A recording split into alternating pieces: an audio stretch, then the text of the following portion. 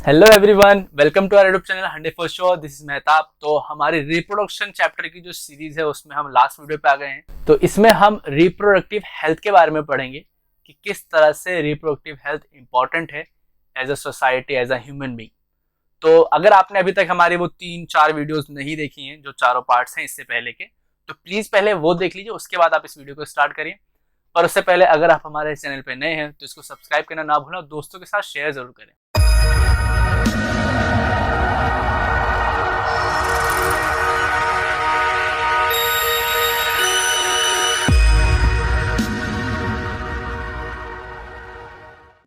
Reproductive health का मतलब होता है वेलबींग इन ऑल एस्पेक्ट, जैसे कि फिजिकल हो, मेंटल हो, सोशल हो। और यहाँ पर हम बिहेवियर की भी बात को मानते हैं कि आप जिस सोसाइटी में रहते हैं वहां पर सेक्स को लेकर या रिप्रोडक्शन को लेकर किस तरह के टैबूज हैं, या लोग उसके बारे में बात करते हैं या नहीं करते हैं, आपके क्या विचार हैं इस चीज को लेकर। वही हमारा रिप्रोडक्टिव हेल्थ में आता है कि एक हेल्दी सोसाइटी में जिस तरह से हम हमारे डाइजेशन को लेकर बात कर सकते हैं, जिस तरह से हम हमारे रेस्पिरेशन को लेकर बात कर सकते हैं, उससे रिलेटेड प्रॉब्लम्स को लेकर बात कर सकते हैं, उसके सॉल्यूशंस को बात कर सकते हैं, उसी तरह से एक हेल्दी सोसाइटी में रिप्रोडक्शन से रिलेटेड या सेक्स से रिलेटेड चीजों को भी हम इसी वे में लेकर बात किया जाए। तो इसी के लिए ये चैप्टर का जो लास्ट पार्ट है ये आपके कोर्स में रखा गया, ताकि किसी भी तरह का जो मानसिक कमी है या फिर जिसको हम कहें कि हम खुल के बात नहीं कर पाते, वो हम यहाँ पर कर सकें और एक हमारे लाइफ प्रोसेस के एक एस्पेक्ट को भी समझ सके कितना इंपॉर्टेंट एस्पेक्ट है ये।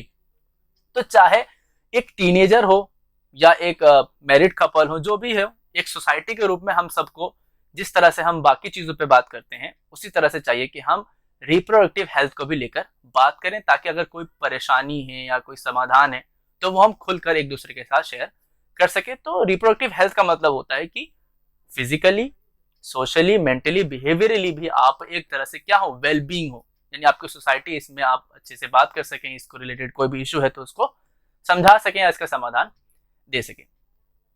तो यहां पर अगर हम फिजिकल की बात करें तो फिजिकल में सबसे पहले आता है कि पहले क्या होता था। पहले छोटी उम्र में ही शादी कर दी जाती थी, क्योंकि जैसा कि मैंने आपको बताया कि एडोलेसेंस वो एज है जब एग बनना शुरू हो जाता है।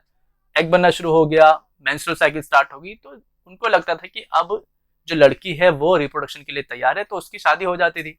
बट हमें एक चीज और समझना चाहिए कि सिर्फ फिजिकली नहीं होता, कि रिप्रोडक्शन के बाद जाहिर सी बात है कि she will get pregnant, pregnancy भी आएगी। तो प्रेगनेंसी को संभालना एक छोटे उम्र के व्यक्ति के लिए बहुत ही मुश्किल होता है, क्योंकि उसमें सिर्फ फिजिकल चेंजेस नहीं देखते हम, उसमें हम मेंटल चेंजेस भी देखते हैं कि क्या वो मानसिक रूप से उसके लिए तैयार है या नहीं। इसीलिए गवर्नमेंट ने क्या किया कि 18 का जो एडल्ट वाला है वो रूल लाया गया, ताकि उससे पहले किसी भी फीमेल की शादी ना हो सके। उस समय तक वो फुली मेच्योर हो जाएगी, समझदार हो जाएगी, तो वो दोनों कंडीशंस को संभाल पाएगी। तो इसीलिए सोसाइटी का भी बहुत बड़ा इंपॉर्टेंट रोल है। इसलिए हमने कहा कि रिप्रोडक्टिव हेल्थ जो है वो सोशली भी बहुत इंपैक्टफुल है, कि आपकी सोसाइटी में किस चीज को लेकर। तो पहले की सोसाइटी कहती है कि कम उम्र में शादी कर देना, ठीक है, तो उस चीज को दूर किया गया। तो जैसे जैसे हम एजुकेशन को बढ़ाएंगे उसके साथ साथ हमें रिप्रोडक्टिव हेल्थ के बारे में भी जानना जरूरी है, जिसको हम सेक्स एजुकेशन भी कहते हैं। प्रॉपर एजुकेशन के साथ साथ सेक्स एजुकेशन भी देना चाहिए, ताकि जिससे जो आपकी जो मेंटली जो आप कुछ सोचते हैं उसमें भी आपको एक क्लैरिटी मिल सके, ताकि किसी भी तरह का टैबू या कुछ अनचिन सी बातें ना रहे। तो यहाँ पर और भी चीजें हैं जिनको हम समझते हुए चलेंगे।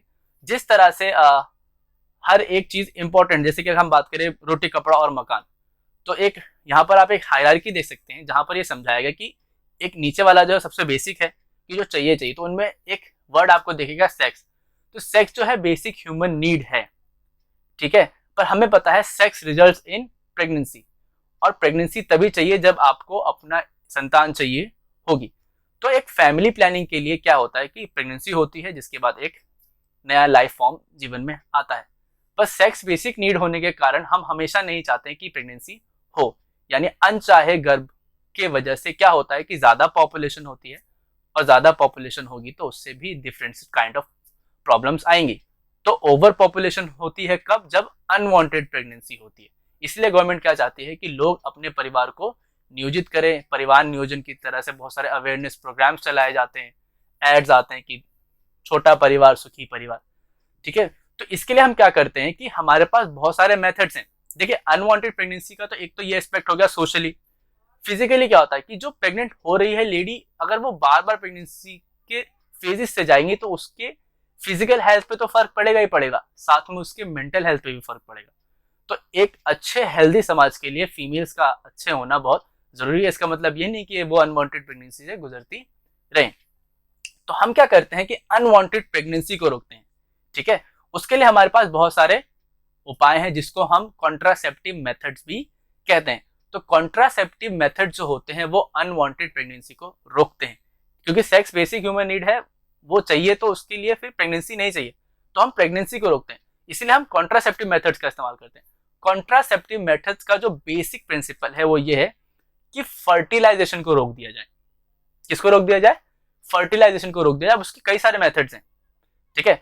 तो कॉन्ट्रासेप्टिव मेथड्स वो मेथड्स होते हैं जिससे हम इंश्योर करते हैं कि फर्टिलाइजेशन ना हो सके, या तो स्पर्म एग के पास ना आ सके या एग स्पर्म के पास ना आ सके। पहला जो कॉन्ट्रासेप्टिव मेथड है उसमें है बैरियर मेथड, यानी यहां पर हम बैरियर्स का इस्तेमाल करते हैं। मेल इस्तेमाल करते हैं कॉन्डम्स, और फीमेल का भी आता है कॉन्डम, तो दोनों के पास दोनों ही मेल और फीमेल के लिए कॉन्डम्स आते हैं। तो कॉन्डम्स एक एग्जांपल है बैरियर मेथड का, जहां पर क्या होता है कि जब इजैक्यूलेशन होता है तो स्पर्म जो है वो कॉन्डम में रह जाता है, और तो फिर आगे पहुंच नहीं पाता। तो जब आगे नहीं पहुंच पाएगा तो फर्टिलाइजेशन नहीं हो सकता। सबसे सेफेस्ट माना जाता है बैरियर मेथड, सबसे कन्वीनियंट भी है। उसके बाद आता है हमारा पिल्स वगैरह जो होता है, कॉन्ट्रासेप्टिव पिल्स जिन्हें हम बोलते हैं, तो वो फीमेल्स के लिए होता है। उसमें क्या होता है, हॉर्मोन्स होते हैं जिसकी वजह से ओव्यूलेशन नहीं हो पाता। देखिए, अगर कोई फीमेल पहले से ही प्रेग्नेंट है तो उसकी बॉडी में प्रोजेस्टेरोन हार्मोन बनेगा। वो हार्मोन बॉडी को रियलाइज करवाएगा कि वो प्रेग्नेंट है, जिसकी वजह से फर्दर एग रिलीज नहीं होता। पिल्स में भी यही चीज होती है कि ये हार्मोन्स क्या करते हैं, जब बॉडी में लिया जाता है बाहर से, एक्सटर्नल हार्मोन आप बाहर से, एक तो बॉडी खुद बनाती है, पर यहाँ पर हम अननेचुरल तरीके से बॉडी से बाहर से वो हार्मोन ले रहे हैं। तो बॉडी को यानी ब्रेन को हम एक तरह से बेवकूफ बना रहे कि शी इज प्रेग्नेंट।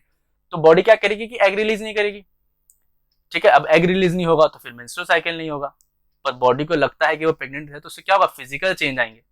तो यही दिक्कत होती है कि जब बाहर से किसी तरह के स्टेरॉइड्स या हॉर्मोन्स लिए जाते हैं तो उससे एक अलग इशू पैदा होता है। इसीलिए हम जो पिल्स वाला है उसके साइड इफेक्ट्स बहुत देखने को मिलते हैं। तो ये तो हो गया दूसरा मेथड।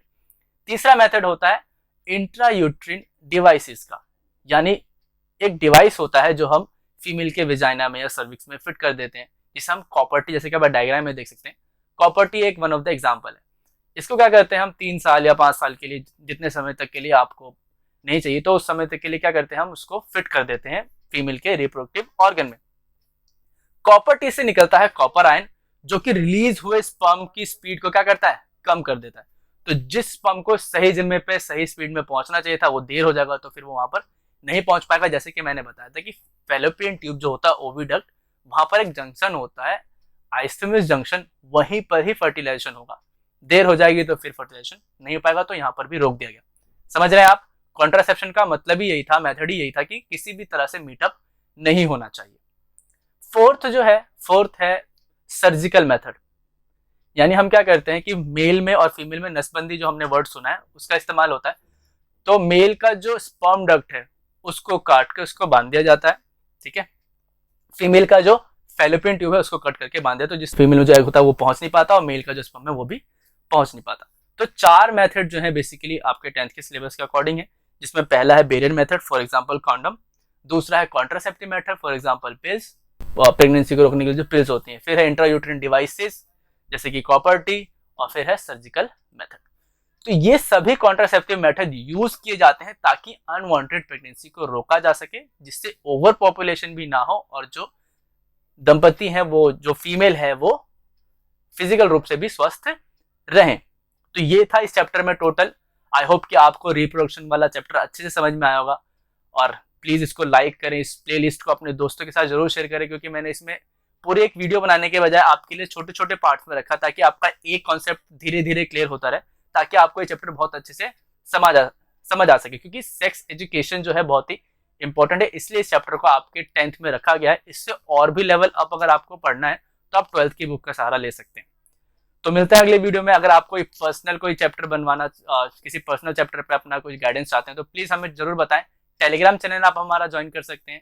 तब तक इस प्लेलिस्ट को दोस्तों के साथ जरूर शेयर करें। मिलते हैं नेक्स्ट वीडियो में। Have a nice day.